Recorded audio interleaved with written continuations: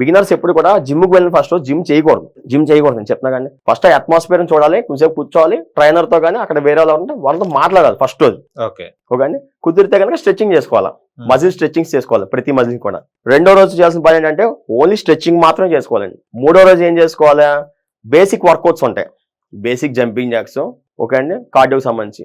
పోనీ స్ట్రెంత్ వర్కౌట్లు అనుకోండి, ఏదన్నా సరే వెయిట్ లేకుండా ఉత్తి చేతులతో ఇలా చేసుకోవడం, కొన్ని ఎక్స్టెన్షన్ చేసుకోవడం, అట్లా ఉత్తి చేతులతో చేసుకోవాలి మూడో రోజు. ఓకే, నాలుగో రోజు నుంచి కూడా ఈ 3 రోజులు బట్టి నాలుగో రోజు ప్రోగ్రామ్ ప్లాన్ చేసుకోవాలా. ఇట్లా వెళ్ళారు అనుకోండి వాళ్ళు ఒళ్ళెప్పులు రావు. ఓకే అండి, ఆ వ్యాయామం అనేది ఫస్ట్ వాళ్ళ మజిల్ అర్థం చేసుకుంటుంది. రేపు నుంచి మనోడు ఇలా చేస్తాడు, మనం రెడీ అయిపోదని మీ మజిల్స్ అనేది అర్థం చేసుకుంటాయి మిమ్మల్ని. మీ బ్రెయిన్ కూడా రేపు నుంచి మనోడు వస్తాడు, ఇదంతా చూస్తాడు, ఈ వాతావరణం చూస్తాడు, మీ బ్రెయిన్ కూడా యాక్సెప్ట్ చేస్తుంది.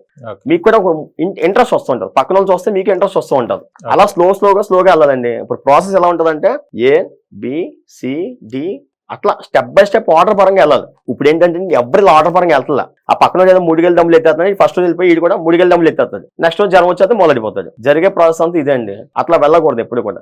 అందుకే ట్రైనర్ గైడెన్స్ ఉంటే పర్ఫెక్ట్ గా ఉంటుంది ఎప్పుడు కూడా.